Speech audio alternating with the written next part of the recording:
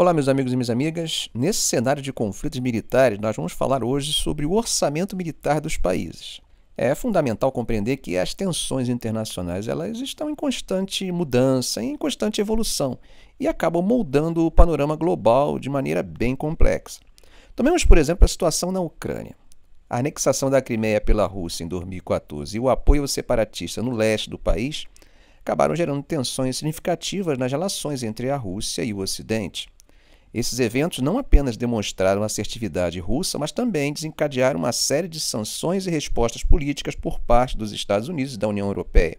O que dizer da invasão russa à Ucrânia no ano passado?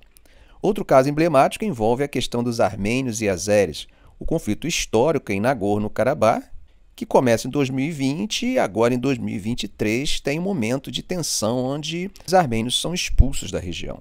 A região do Oriente Médio, em especial Israel, é cenário de conflitos recorrentes e agora, como vocês estão vendo, a tensão cresce com esses ataques absurdos de terrorismo que aconteceram dentro do território de Israel pelo grupo extremista Hamas.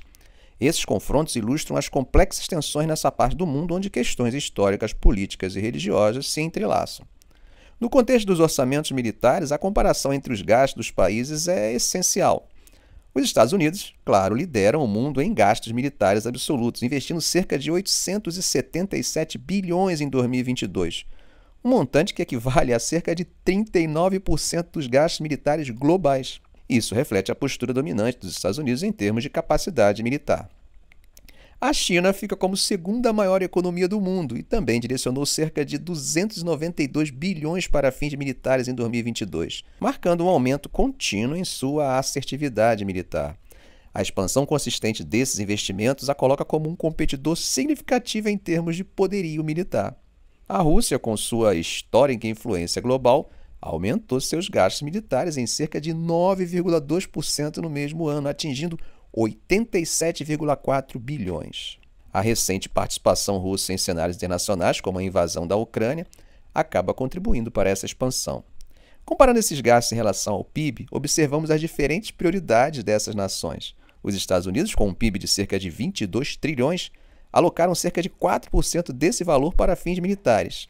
A China, com um PIB de aproximadamente 16 trilhões, dedicou cerca de 1,8% de seu PIB à defesa. Já a Rússia, com um PIB menor, destinou cerca de 4,5% de seu PIB para gastos militares. Quando comparamos o Brasil, uma nação de dimensões continentais, a Israel, vemos uma diferença notável. O Brasil alocou aproximadamente 27,6 bilhões para gastos militares em 2022, o que representa cerca de 1,8% de seu PIB, de cerca de 1,5 trilhão.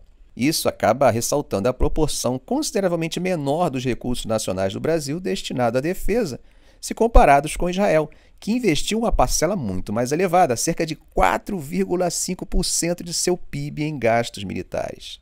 Ou seja, em termos proporcionais, gastou meio ponto percentual a mais do que os Estados Unidos. Essas diferenças entre o Brasil e Israel, por exemplo, acabam ilustrando complexas dinâmicas políticas, econômicas e geográficas que moldam e acabam direcionando as prioridades de segurança em todo o mundo. Israel, por exemplo, enfrenta ameaças significativas em uma região volátil, justificando seus gastos mais elevados em relação ao PIB. O Brasil, apesar de sua vastidão territorial, não enfrenta ameaças comparáveis e, portanto, aloca uma proporção menor de recursos para a defesa.